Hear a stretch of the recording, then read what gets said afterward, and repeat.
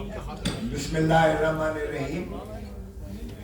جس طرح آپ دیکھ رہی ہے، ساری قوم دیکھ رہی ہے، ساری دنیا دیکھ رہی ہے، ایک مفرور شخص کو جو سزا یافتہ تھا، جس طرح سے اسے ہیتھرو ایئرپورٹ پر ہمارے ایمبیسڈر نے سی آف کیا، وہ بھی تاریخ میں ایک لکھا جائے گا. جن کو گرفتار کر کے ڈپورٹ کرنا اس کا فرض تھا، اس کو ریسیپشن کر کے وہاں چھوڑنے جاتا ہے.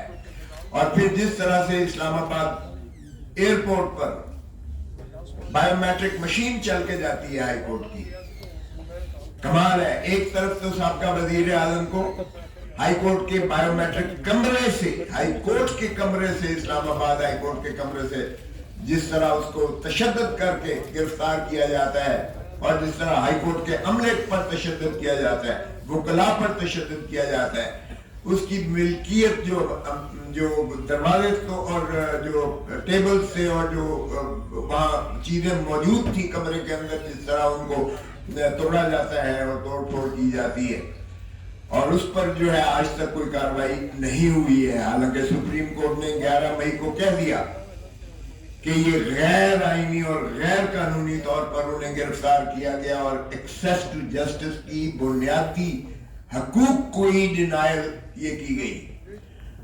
تو اس کے بعد ان کے خلاف تو کوئی ایکشن نہیں ہوا ہے. اور پھر دیکھیں کہ جس طریقے سے ہم نے اور آپ سب نے دیکھا کہ جس طرح ان کے کاغذات نامزدگی منظور کیے گئے، انہی ذل سبحانی کے جن کو لایا گیا ہے چوتھی مرتبہ وزیر اعظم بنانے کے لیے، وہ کیسے آپ کاغذات نامزدگی منظور کر سکتے ہو؟ ہمارے تو امیدواروں کے، آج میرے داماد کو جو ہے اس کے ڈیرہ غازی خان سے عمر کھوسا کے پروپوزر اور سیکنڈر کو اٹھا لیا گیا ہے اور غائب ہیں. ریٹرننگ آفیسر صاحب غائب ہو گئے، اور ان کے بھائی کے جو ہیں وہ 2 پرچے اور درج کر کے کہا پہلے بیل کروا کے لاؤ، جو سابقہ ایم پی اے سٹنگ تھا پی ٹی آئی کا. یہ سارے جگہ آل اوور پاکستان ہو رہا ہے یہ ہمارے ساتھ. یہاں جناب ذل سبحانی کے کاغذات نامزدگی منظور کر لیے جاتے ہیں، اس کے باوجود کہ سپریم کورٹ نے انہیں 62(1)(f) میں تاحیات نااہل قرار دیا ہوا ہے، اور اس پر نظر ثانی بھی سپریم کورٹ سے خارج ہو چکی. اور پریکٹس اینڈ پروسیجر ایکٹ میں جو یہ شک تھی کہ جو 184(3) کی جو ہوں گی، جو بھی کیس فیصلہ ہوں گے، اس کی 30 دن کے اندر اپیل کا حق دیا گیا تھا، اسے بھی سپریم کورٹ نے مسترد کیا 8-7 کے ریشو سے. اس کو یعنی ریٹروسپیکٹیوٹی آپ اس کو نہیں دے سکتے. جس کا مقصود اور مطلب یہ ہوا کہ وہ پاسٹ اینڈ کلوزڈ ٹرانزیکشن کے زمرے میں آ کر وہ فائنلٹی اٹین کر گئی محترم نواز شریف صاحب کی نااہلی، تاحیات نااہلی. اب اگر کوئی ایک طریقہ تھا اس کو دور کرنے کا، کیونکہ وہ تو الیکشن ایکٹ کی 2017 کی جو ترمیم تھی وہ تو سانے آ گئی، تابع آ گئی اس پریکٹس اینڈ پروسیجر ایکٹ کے وہ مسترد کرنے کے اس اپیل کی شک کو. اس کا مطلب یہ ہوا کہ اگر کسی طریقے سے آپ نے اسے اہلیت دینی ہے، یا اس فیصلے کو جو سپریم کورٹ کا ہے اس کو آپ نے اوور ریچ کرنا ہے، تو ایک ہی طریقہ ہے کہ آرٹیکل 184، آرٹیکل 96 میں F1 میں 90F1 میں آپ ترمیم کیجئے گا کہ جو 1C جو 1F کیا ہے کہ جو صادق اور امین نہیں ہوگا وہ تاحیات اس کو نااہل کیا گیا، وہاں آپ ترمیم بھلے کر لیجئے گا کہ اس کی میعاد پرووائیڈڈ کر کے کہ میعاد اس کی 5 سال ہوگی. آپ کو آئین ترمیم کرنا پڑے گا، صرف ایک ہی طریقہ. اور چونکہ پارلیمان ہے ہی نہیں، آئین تو ترمیم ہو نہیں سکتا ہے. تو یہ ان کے تو بادشاہ سلامت کے جو ہے کاغذات نامزدگی سارے منظور کر لیے گئے، اور ہمارے کسی امیدوار کے ابھی تک جو ہے اعلان نہیں کیے گیا. اور کل جو آخری تاریخ ہے اس پر بھی دیکھیے گا کہ کس قسم کی یہ پاکستان کی تاریخ کی تاریخ کی بدترین پری پول ریگنگ ہے، بدترین پری پول ریگنگ ہے. اور اس سوشل میڈیا کے زمانہ میں یہ کیا سمجھتے ہیں کہ دنیا جو ہے اس کو بالکل نظر انداز کر کے دیکھ نہیں رہی ہے، سبھی دیکھ رہے ہیں. سو اگر آپ نے یہی فیصلہ طے کر کے آئے ہو لندن پلان کے مطابق کہ بادشاہ سلامت کو چوتھی مرتبہ وزیر اعظم بنانا ہے، تو پھر خدا را یہ کیوں اذیت اور کرب میں قوم کو ڈال رہے ہیں؟ جس طرح چیئرمین صاحب نے کہا، اس سے انسٹیبلٹی بڑھے گی، پاکستان کی معیشت ڈوبے گی، اور یہ کوئی پاکستان کا جو بہی خار نہیں کر سکتا ہے.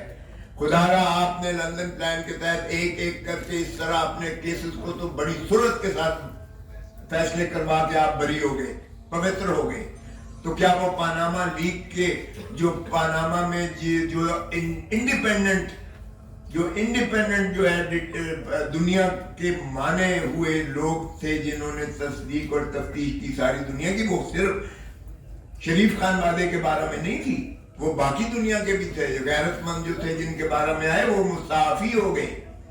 لیکن ہم نے وہ 6 جو آف شور کمپنی تھی، کہتے ہیں جی نام نہیں ہے نواز شریف کا، نام نہیں. او بھائی 6 آف شور کمپنیز جو شیل کمپنیز ہیں وہ ہیں ہی آپ ہی کی. اور جس طرح سے منی لانڈرنگ ہوئی، جس طرح سے لیئرنگ ہوئی، جس طرح سے قاضی فیملی کے اکاؤنٹس میں پیسے ٹرانسفر ہوئے، جس طرح سے حساب دار کا کنفیشنل سٹیٹمنٹ آیا، جس طرح سے براڈ شیٹ جو یعنی ایسٹس فائنڈنگ جو ایک نیب نے، اس وقت کی نیب نے اپوائنٹ کیا تھا بین الاقوامی ڈیٹیکٹیوز کو، انہوں نے جو ان کی انہرٹس کی ساری پراپرٹیز، اور جس طرح سے پھر جے آئی ٹی بنی اور 10 والیوم سپریم کورٹ میں دیے گئے، وہ سب یہ کہتے ہیں ردی کی ٹوکری تھی جی وہ. تو پھر تو ماشاءاللہ آپ تو بہتر ہو گئے، اور بعد میں آپ دھرتی ماں کو لوٹنے کا جس طرح سے آپ نے ہر دفعہ مرتبہ کیا ہے، آپ چوتھی مرتبہ پھر لوٹ کے جا رہے ہیں. قوم دیکھ رہی ہے اور اب لوگوں کو آپ نہیں بنا رہے. اتنی دھاندلی کے باوجود پری پولنگ کے 8 فروری ہونے دے، الیکشن کو ٹرانسپیرنٹ کرنے دے. پھر خائف کس لیے، ڈرتے کس لیے؟ یہ ساری آپ کی جو چل رہی تھی ابھی آپ کو دکھائی گئی ہے. بلے کے نشان کو کیا آپ چاہتے ہیں کہ دیکھیں پاکستان، ہندوستان اور بنگلہ دیش میں یہ کیوں کر سمبل رکھا گیا ہے؟ یورپ میں تو سمبل نہیں ہے کیونکہ وہاں سب ایجوکیٹڈ ہے. یہاں ہماری جو ان ایجوکیٹڈ ہیں، جو لکھنا پڑھنا بھی نہیں دیکھ سکتے، وہ نشان پر ہی ووٹ دیتے ہیں. تو آپ پاکستان کے غریب آدمی کو، کسان کو، مزدور کو، دہقان کو، ایک محنت کش کو آپ اس کے بنیادی حق سے محروم کرتے ہیں جب آپ سمبل کو ہٹا دیتے ہیں. اور یہ خوش نہ ہو، کل کو شیر کی باری آ سکتی ہے، پرسوں تیر کی باری آ سکتی ہے. تو یہ کب تک کھیل تماشا آپ کرتے رہیں گے؟ اس ملک کی جمہوریت کے ساتھ کھلواڑ کرتے رہیں گے. اظہر من اللہ صاحب نے اپنے نوٹ میں لکھا کہ 47 سے ہم جو کھلواڑ کر رہے ہیں اس ملک کی جمہوریت کے ساتھ، کسی کو پھانسی دے دیتے ہیں، کسی کو تاحیات نائل کرتے ہیں، کسی کو آج ہم نے پابند سلاسل کیا ہوا ہے. یہ جمہوریت کا مذاق اڑانے کے مترادف ہے. اور اب جو کچھ ہو رہا ہے یہ جمہوریت کا جنازہ نکالنے کے مترادف ہے. خدا را ہوش کے ناخن لیں اور ملک کو آگے چلنے دیں، تاکہ ملک جو ہے عوام کا ہے. عوام ہی کی ریاست کو اگر دیکھیں تو ریاست وجود میں ہی تبھی آتی ہے جب آپ الیکشن کروا کے ان کے نمائندوں کو ان کی حق حکمرانی، اللہ تعالیٰ کی حاکمیت اعلیٰ کتابیں دے دیں گے. جب تک آپ ملکیت عوام کو ان کے مسائل، ان کی حکمرانی پر نہیں دیں گے، تب تک جو ہے آپ کا ملک آگے نہیں بڑھ سکتا ہے. اور پھر آیا آرٹیکل 5 میں لکھا گیا کہ وفاداری آئے عوام کے ساتھ اور تابعداری آئین کے ساتھ. یہ لازم کر دی گئی ہے ہر پاکستانی پر، چاہے وہ چیف جسٹس آف پاکستان ہو، چاہے وہ فوج کا سربراہ ہو، چاہے وہ کوئی بھی ہو، صدر ہو یا ہو.